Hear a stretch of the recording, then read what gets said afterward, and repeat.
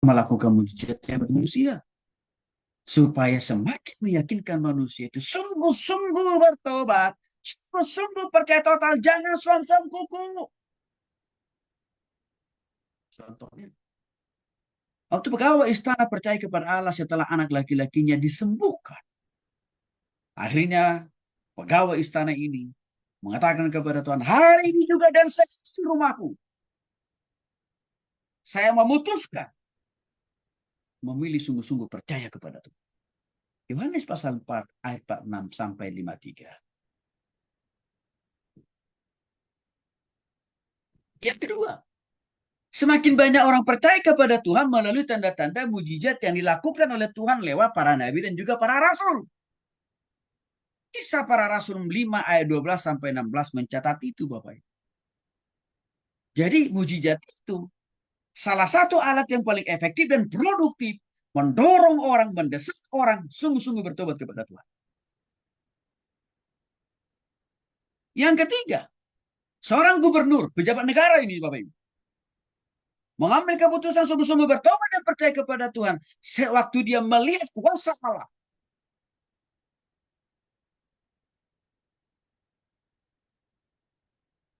terjadi atas seorang tukang sihir, datu atau dukun ini, Bapak Ibu, ditaklukkan Tuhan. Kuasa perdukunannya dan kuasa ilmu sihirnya.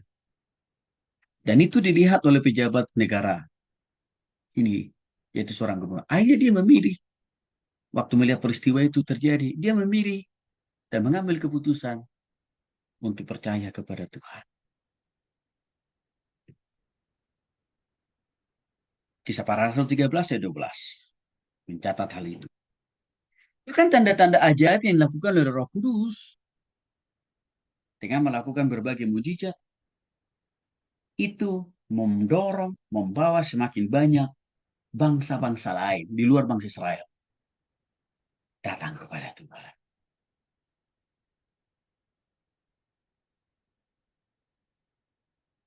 Maka Bapak Ibu, untuk itulah Tuhan masih terus melakukan mujizat sampai dia datang untuk yang terakhir kali. Karena sangat efektif dan produktif menobatkan orang, mengubahkan orang untuk sungguh-sungguh bertobat dan percaya kepada dia. Kita sudah menonton Bapak Ibu di berbagai media sosial yang ada Facebook, Twitter, ataupun juga TikTok ya. Kita sudah melihat negara-negara yang sangat-sangat menentang kekristenan. Contohnya Pakistan. Itu kan negara-negara Islam bandit itu. Iran. Ya, kita melihat ada banyak orang menyerahkan totalitas hidupnya untuk bertobat kepada Tuhan lalu mereka memberikan hidupnya dibaptis. Di negara kita ini kan juga terjadi. Semakin berbondong-bondong orang yang datang kepada Kristus. Jadi Bapak Ibu tadi siang ada seorang kesaksian, seorang muda kesaksiannya. Dia curhat di uh, channelnya Edis TV. Saya tidak tahu, mungkin ada beberapa ibu yang sudah menonton ya atau mendengar. Tapi saya pas ketemu itu, dia bilang begini, saya muak melihat agama saya yang dulu. Ditambah lagi, peristiwa yang terjadi, Sukabumi, Padang, saya makin bertambah yakin bahwa agama saya yang dulu bukan agama yang benar. Maka saya sudah putuskan dengan seyakin-yakinnya. Saya meninggalkan agama yang lama. Dan saya mau datang kepada Kristus. Itu kesaksian dia. Jadi Bapak Ibu kalau kita lihat ya, Tuhan tidak membiarkan begitu saja berlalu penganiayaan-penganiayaan yang terjadi terhadap orang-orang percaya gereja Tuhan. Tidak. Tapi Tuhan bekerja. Walaupun pemimpin negara ini berusaha melupakan. Bahkan anggap enteng. Bahkan tidak penting. Dibela,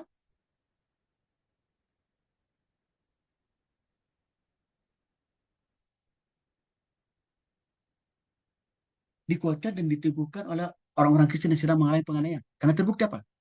Sampai sekarang, mulut presiden gak ada yang bunyi. Gak ada yang bunyi. Gak bunyi kan Bapak Ibu? Belum 1 tahun loh. Presiden kita yang terpilih sekarang. Belum 1 tahun. Dari sekian banyak peristiwa penutupan, penganiayaan, presiden gak bunyi mulutnya.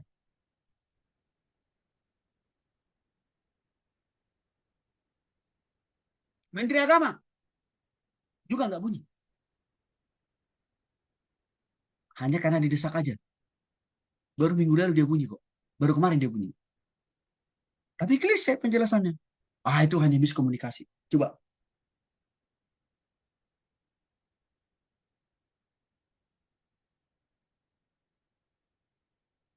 Maka Bapak Ibu tolong kita catat baik-baik ya. Hari ini, track record pemimpin kita hari ini. Udah berapa gereja yang ditutup. Berapa kali tempat ibadah dibubarkan. Kita harus catat baik-baik. Supaya 4 tahun ke depan. Jangan lagi kita membabi buta pilih seseorang jadi presiden. Saya sangat-sangat menyesal.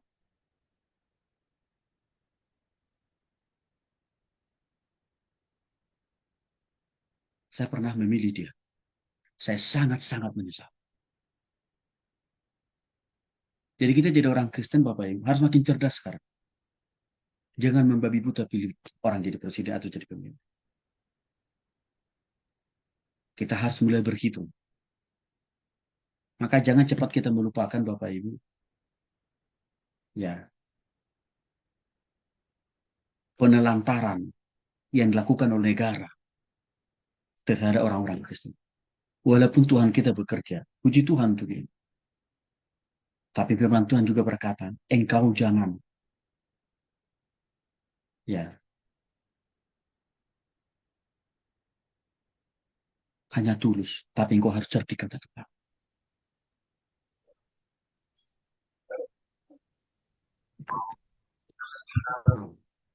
Ini perlu buat kita, apalagi kita ini kan pemimpin Kristen Bapak. Yang berikutnya, tujuan Tuhan melakukan mujizat bagi manusia memastikan supaya pesan dari Tuhan, yaitu firman Tuhan, benar, sempurna, akurat, sampai di telinga semua manusia. Contohnya, Tuhan bekerja sama dengan para rasul di perjanjian baru. Sehingga para rasul itu diberikan Tuhan kasih dan kuasa oleh Tuhan untuk melakukan berbagai mujizat.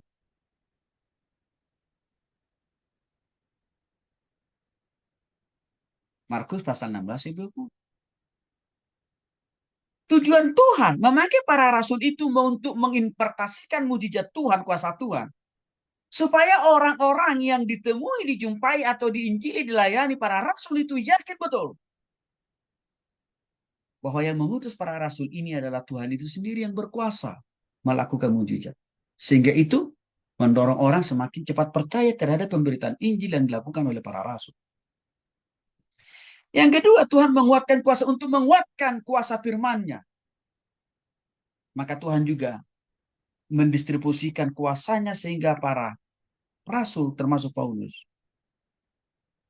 bisa melakukan mujizat di dalam Kisah Para Rasul 14 ayat 3.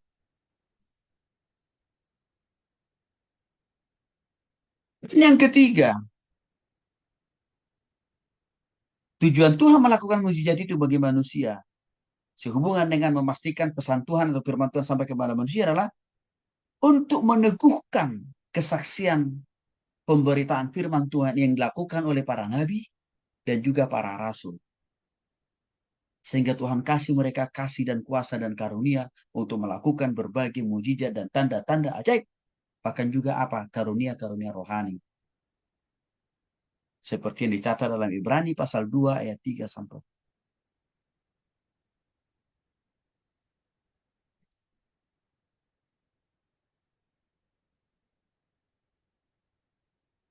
Pertanyaannya, bisa nggak ini terjadi dalam hidup kita sebagai hamba Tuhan? Bisa. Bisa.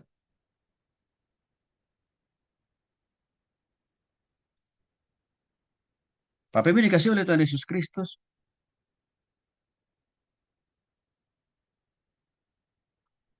Kemarin, saya ketemu dengan seorang ibu di rumah sakit Hasan Sadikin. Rupanya ibu ini sudah pernah dengar kami dari saudaranya. Maka ibu ini udah lama pingin ketemu kami. Tentu untuk kami doakan. Tapi waktu itu ibu ini kesulitan untuk bertemu dengan kami. Karena sama-sama tinggal di Bandung sih. Cuman rumahnya di daerah Cimahi sana. Kami di daerah pada Suka. Tuhan izinkan kami ketemu dengan ibu ini di rumah sakit Hasan Sadikin minggu lalu.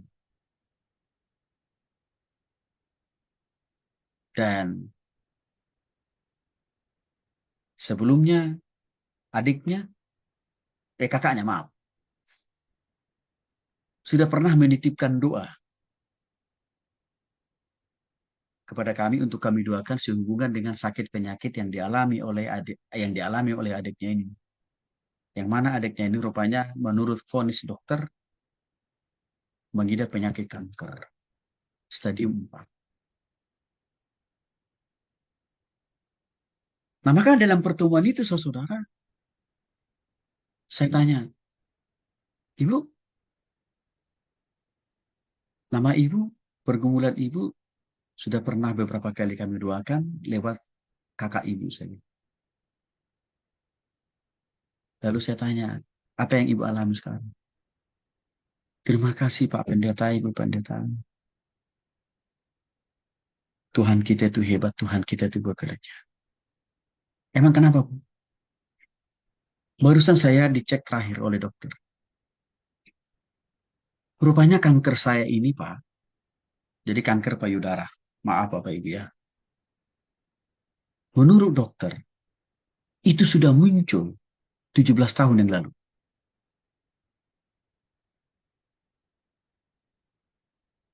Jadi cukup lama sebenarnya kanker ini. Udah ada dalam tubuh ibu ini. Udah 17 tahun yang lalu. Arti kurang lebih dia masih SMA waktu itu. Tapi Pak Pendeta, dokter konfirmasi hari ini. Walaupun sudah begitu lama kanker ini ada dalam tubuh saya. Tapi kanker ini tetap dibatasi Tuhan ruang gerak dan pertumbuhannya dan penyebarannya. Masih hanya ada di sekitar tempat ya payudara saya. Yang ketiga Pak Pendeta,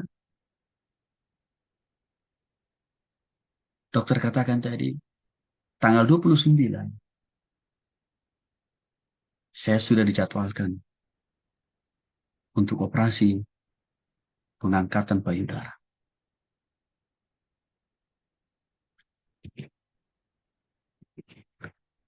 Lalu ibu ini bertanya, kira-kira Pak Pendeta apa yang bisa saya lakukan? Bu, satu. Tadi ibu katakan 17 tahun sudah kanker ini ada di dalam tubuh ibu. Dan selama 17 tahun itu tetap Tuhan pagari, batasi ruang lingkup penyebaran kanker ini belum sampai lari kemana-mana. Di situ kita sudah melihat Tuhan membatasi ruang gerak tumbuh kembang penyebaran dari kanker ini. Itu satu. Yang kedua, Konfirmasi dari dokter tadi bahwa tanggal 29 ibu harus operasi total. Itu juga merupakan konfirmasi dari Tuhan. Bahwa tanggal itulah tanggal Tuhan akan mengangkat total kanker yang ibu alami sebagai bentuk pemulihan dari Tuhan. Yang keempat,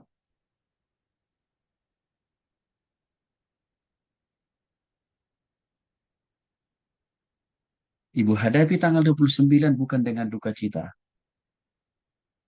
tapi harus dengan sukacita. Mengapa, Pak? Pendeta?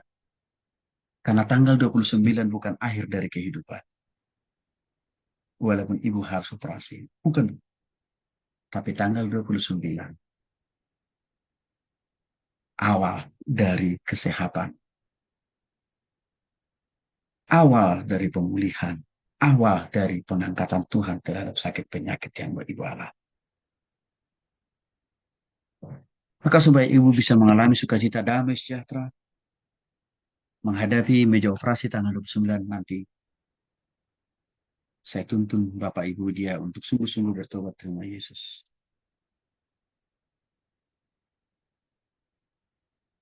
Maka waktu tanggal 29 jam 1, saya di WA pagi hari, Pak Pendeta, tanggal 29 hari ini Pak Pendeta, dan jam 1 tindakan operasi. Saya kembali kuatkan dia. Bu, ini Tuhan, inilah cara Tuhan mengangkat, menyembuhkan total penyakit itu. Maka tidak perlu takut, karena ini bukan kematian, tapi pemulihan dan kesembuhan. Akhirnya pun Bapak Ibu dikasih oleh Tuhan Yesus Kristus, ibu ini pun menjalani operasi itu dengan damai saja.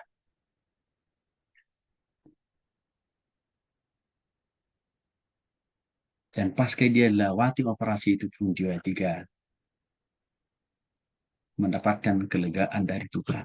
Dan sekarang hanya tinggal proses pemulihan pasca sisa operasi. Apa yang dikasih oleh Tuhan Yesus Kristus itu mujizat nggak? Iya.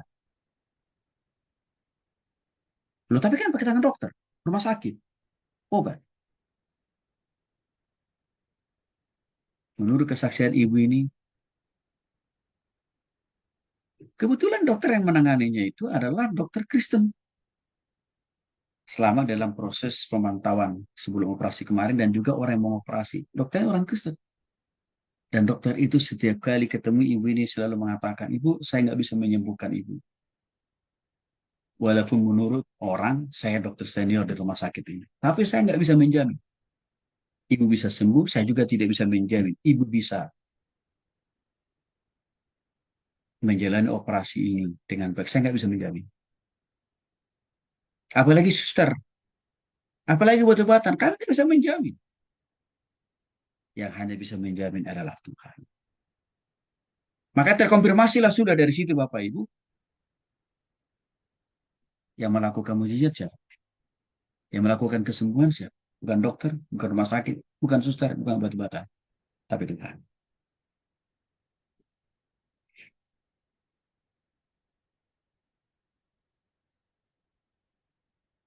Itu contoh.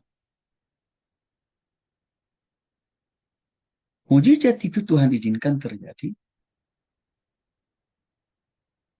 untuk menguatkan dan meneguhkan orang supaya sungguh-sungguh datang dan bertobat kepada Tuhan.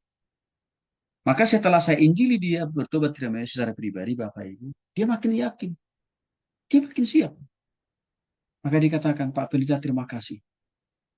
Tadinya sebelum Pak Pendeta doakan layani saya takut dengan tanggal 29. Tapi setelah Pak Pendeta doakan dan Injili saya semakin siap, bahkan semakin semangat, semakin sukacita menyongsong menyambut tanggal 29. Bapak Ibu, kita semua bisa Tuhan pakai melakukan mujizat.